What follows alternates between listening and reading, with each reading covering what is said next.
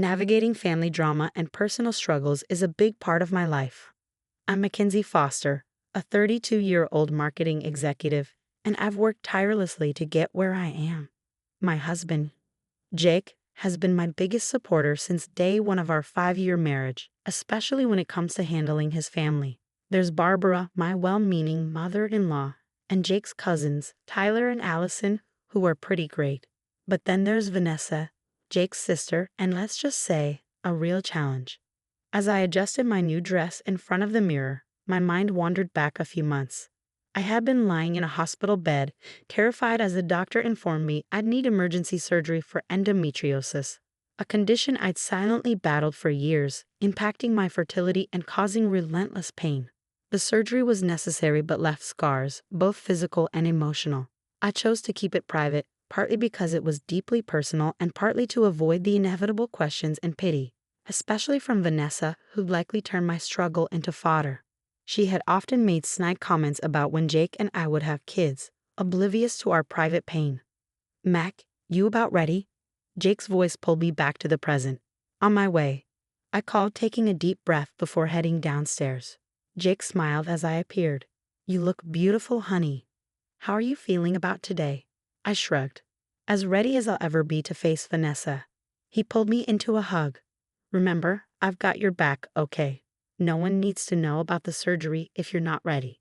The annual family reunion was a big tradition, held at the lake house that had been in the family for generations. It was meant to be about reconnecting, but recently it felt more like stepping into a minefield.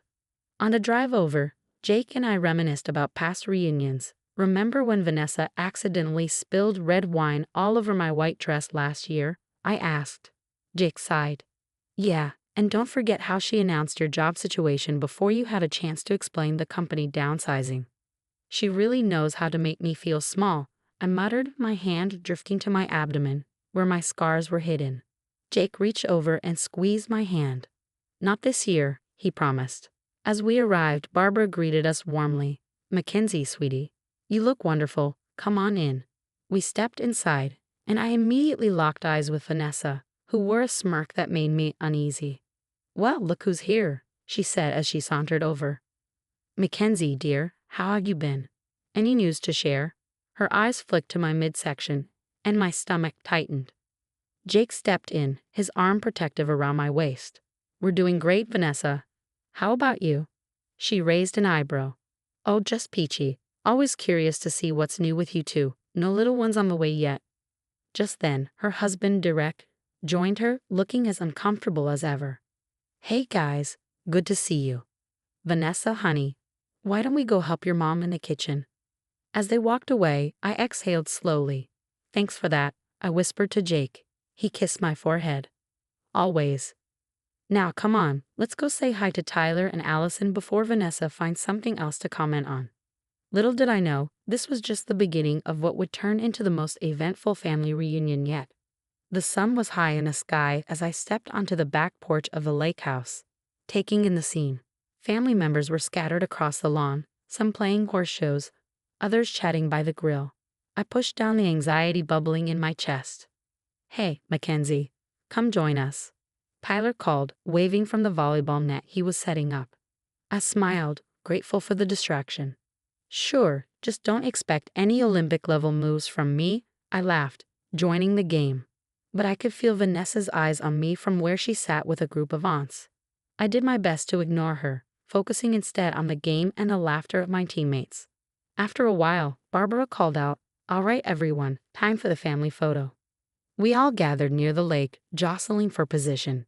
I ended up near the front, with Jake's arm around my waist. Just as the photographer was about to snap the picture, I felt a sharp tug on my dress.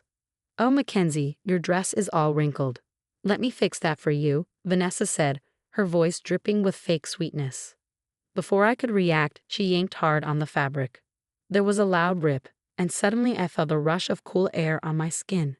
Everything froze for a moment as I looked down to see my dress torn open, exposing the scars from my surgery. Gasps echoed around me, and I stood there, paralyzed with shock and humiliation.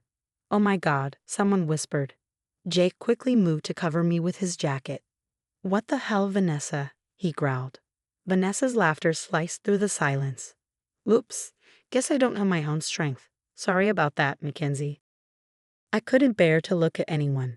Tears stinging my eyes, I turned and ran back into the house, ignoring the calls behind me. Once inside, I locked myself in a bedroom, sliding down against the door as sobs racked my body. A few moments later, I heard a soft knock. "It's me, Jake. Can I come in?" he asked. I hesitated before unlocking the door, and Jake slipped in, wrapping me in his arms. "I'm so sorry, babe. I can't believe she did that."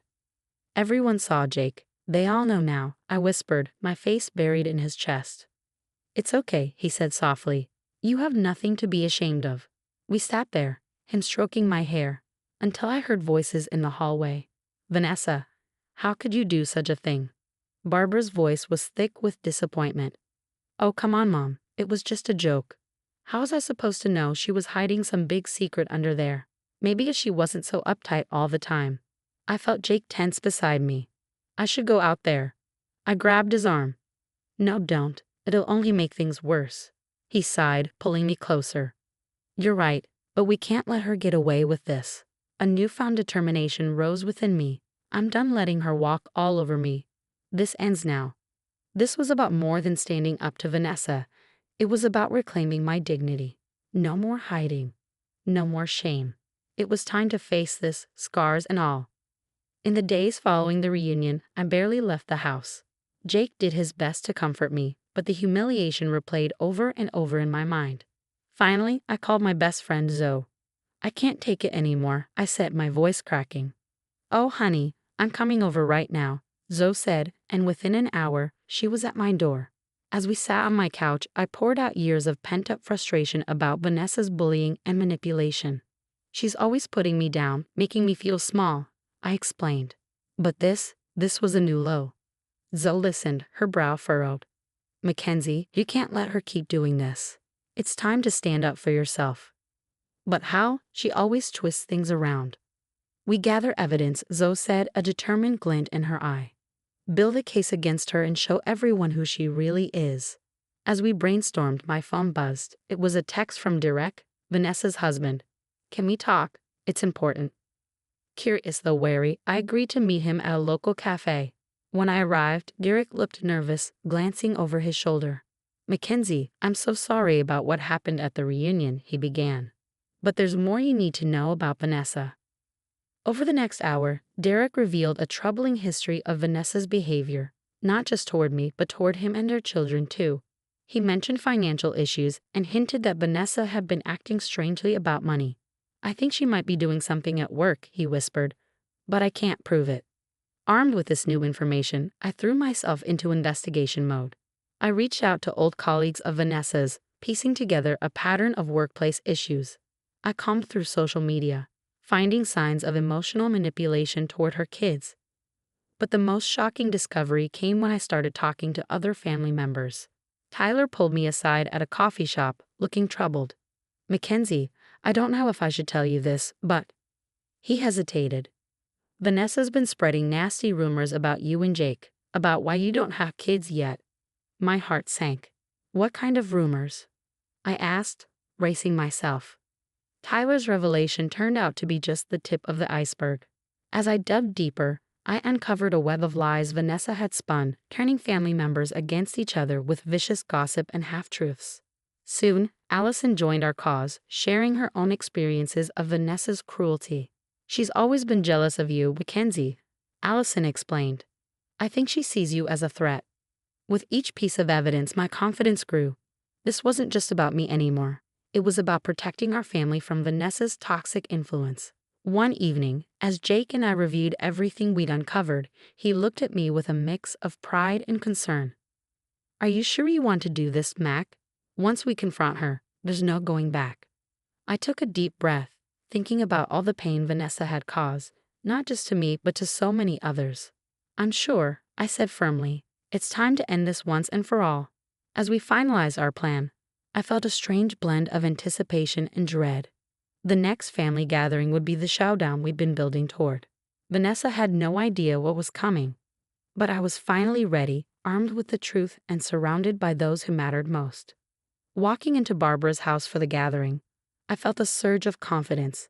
Jake squeezed my hand reassuringly as we entered the living room where everyone was assembled. Vanessa's eyes narrowed when she saw me. "Well, if it isn't the star of our last get-together," she sneered. "Ready for another show, Mackenzie?" I took a deep breath. "Actually, Vanessa, I think it's time for your show to end." The room fell silent as I calmly began to speak, presenting the evidence I'd gathered. I revealed Vanessa's workplace fraud, her manipulation of family members, and the emotional toll her actions had taken on everyone, including her own children. "You've been spreading lies about all of us," I said, my voice steady, "turning us against each other for your own amusement." The family's shock was palpable. Barbara's hand flew to her mouth, tears welling in her eyes. Derek stood up, his face pale. "I can't do this anymore, Vanessa," he said.